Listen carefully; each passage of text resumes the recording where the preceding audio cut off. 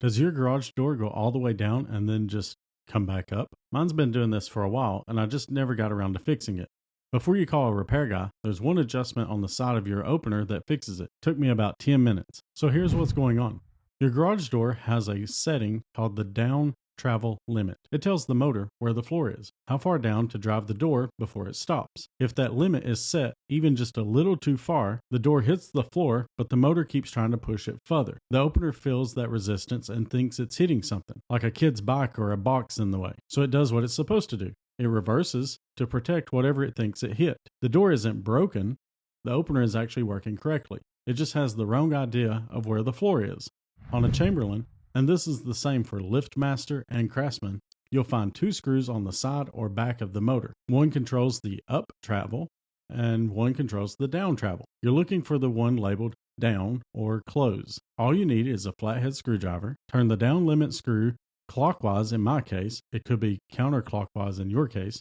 Just follow the arrow, and that reduces how far the door tries to travel. Don't go any more than a quarter turn at a time and then test it. One full turn moves the door about 2 inches on these openers. So a quarter turn is all you need to start with. And here's the thing. If I adjust it too far the other way, the door doesn't make it all the way down. It stops short and leaves a gap. So you've got to find the sweet spot. Keep adjusting until the door closes flat. Bottom seal pressed against the floor, no gap, motor stops clean. If the motor stops responding while you're testing, don't panic.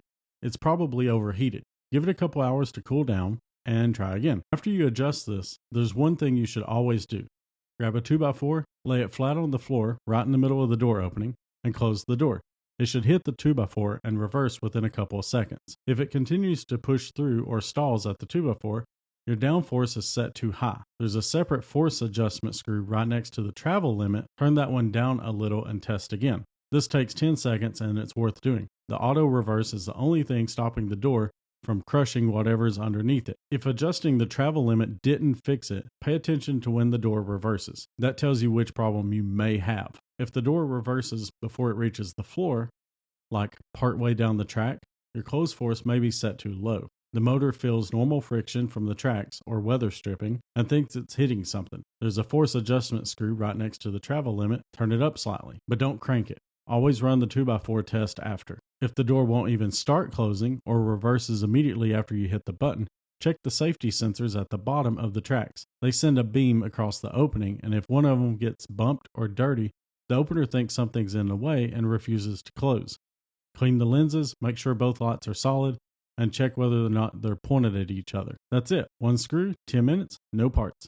If your garage door has been driving you nuts doing this, I hope that helped. If it did, hit the like button down below. If you want to see more tips like this, consider subscribing. What garage door opener do you have? Drop it in the comments below.